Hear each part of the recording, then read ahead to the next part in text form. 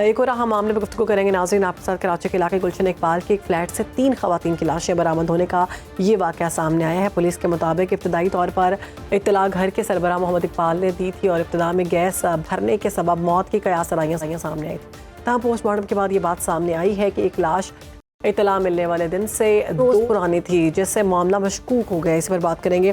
Bureau chief Sindh Shoaib बन्नी हमें join कर चुके हैं। शुएब, ये क्या मामला है? जी देखें, ये इतवार की शाम जो है गुलशन इकबाल के रिहायशी फ्लैट से 3 खवातीन की लाशें मिली थी और एक शख्स को नीम बेहोशी की हालत में पाकर अस्पताल अब्बासी शहीद मुंतकिल किया गया था।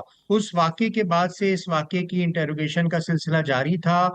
जो घर का बाप था इनका, वो और उसका जो बेटा, वो दोनों के जो बयानात थे उनमें कोई तसलसल नहीं पाया जा रहा था और उनमें बेरब्तगी थी, जिसकी बुनियाद पे पुलिस की जानिब से तफ्तीश और इन्वेस्टिगेशन का सिलसिला जारी था।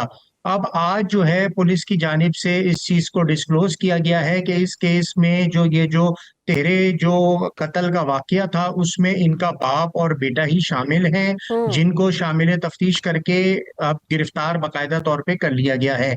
वाजे रहे, ये जो कत्ल का वाकया था ये इतवार की शाम को रिपोर्ट हुआ था, लेकिन पता ये चलता था कि ये जो जहर फुरानी वाली जो दवाई थी वो उन्होंने 72 घंटे से 48 घंटे पहले इस्तेमाल की थी और उसी की बुनियाद पर उनकी मौत हुई। सबसे पहले उनकी बीवी की मौत हुई और फिर बाद में तीनों अमवात हुई।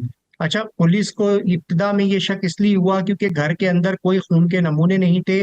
जिस दिन ये वकूआ हुआ तो वहाँ एसएसपी ने विजिट किया, उन्होंने मीडिया टॉक में भी ये बात कही थी इतवार की शाम कि यहाँ से कोई खून के नमूने या कोई ऐसी चीज हमें नहीं मिल रही कि कोई बाहर से शख्स आया है। तो उस वक्त से कानून नाफिज करने वाले इदारों का शुबा इनके ऊपर जा रहा था, क्योंकि इनके जो वालिद हैं वो कभी एक बयान देते थे, कभी अपना अच्छा बयान शुएब, बदलते ये भी थे और रिपोर्ट में ये भी मुसलसल वो सामने आया है कि पुलिस। उन्होंने कोई किसी के 1.5 करोड़ रुपए देने थे, जो गाड़ी चला रहे थे ये भी इनकी अपनी नहीं थी। तो ऐसी सूरत में जो है ना वो 3 खवातीन का कत्ल किया गया। मतलब कत्ल क्यों किया गया उनका, इस हवाले से बात हुई उनसे? अच्छा शहरबानो, ये फैमिली जो है पहले कराची के इलाके रनछोड़ लाइन की रिहायशी थी, ये फिर ओके। वहां से गुलशन इकबाल में शिफ्ट हुए। पता ये चलता है कि ये माली तौर पे कर्जे का शिकार थे, 1.5 करोड़ रुपए से जायद का कर्जा बताया जाता है। मकान इनका जो फ्लैट था वो रेंट का था, गाड़ी जो ये यूज कर रहे थे वो लीजिंग की थी और इनके पास कोई पैसों का कोई इंतजाम नहीं था, जिसकी वजह से जो जिन लोगों से इन्होंने कर्जा लिया हुआ था वो इनसे तकाजा कर रहे थे। हम्म। तो उसके बाद ये सारा ड्रामा इन्होंने क्रिएट करा और जिस तरह से इन्होंने खत भी तहरीर करा कि जनाब हमारी कब्रों को इस रुख पे रखा जाए और उसका सिमट भी बताया गया, सब चीज की इन्होंने प्लानिंग करी थी। लेकिन क्योंकि 1.5 करोड़ रुपए का कर्जा बताया जाता है कि इनके ऊपर चढ़ा हुआ था और ये उसको अदा नहीं कर पा रहे थे, जो उसकी इकसात थी जिन लोगों से इन्होंने लिया हुआ था उनको भी ये मुसलसल पेमेंट नहीं कर पा रहे थे। तो इसी सिलसिले में अभी भी पुलिस की इस मामले में इन्वेस्टिगेशन का सिलसिला तो जारी है, लेकिन आज पुलिस ने ये बात रिवील करी है कि जनाब ये जो वाकया हुआ है ये इन्हीं बाप बेटे की कारस्तानी है। इन्होंने ही ये इनको तीनों खवातीन को निशाना बनाया है। एक तरह से हम कह सकते हैं कि खून सफेद हो गया और ये जिस तरह का वकवा पेश आया है कि इन्होंने ही इन तीनों खवातीन की जान ली। इनमें से जो एक जो इनकी जो खातून है वो हामला भी बताई जाती है, जिनका नाम माहा था। तो जिस तरह से ये वकूआ हुआ तो इस तरह से 4 जाने एक तरह से जाया हुई हैं और अब ये जो कत्ल का मामला दर्ज हुआ है इस पे इन्वेस्टिगेशन होगी, दीगर चीजें होंगी, क्योंकि ये मामले की इनकी तदफीन का अमल तो हो चुका है। लेकिन अभी क्योंकि आज ही ये मामला है मीडिया में सामने आया है, पुलिस अफसरान ने इसका इंकशाफ किया है।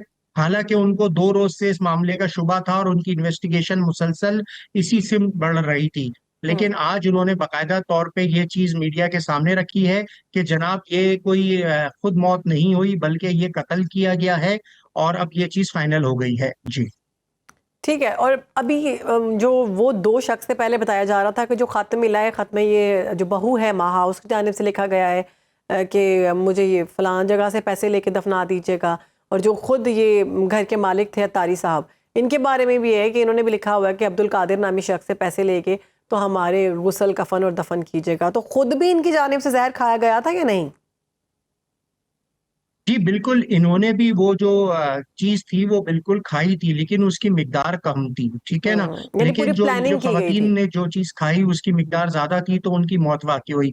अच्छा, सबसे पहले जिस तरह मैंने आपको बताया कि एक मौत वाकई हुई, फिर बकिया 2 मौतें वाकई हुई, तो कुल ये 3 जो मौतें हुई, तो इनकी टाइमिंग में भी 72 घंटे के दरमियान दरमियान का वक्त है। ये फौरी तौर पे खाते ही कोई मौत वाकई नहीं हुई।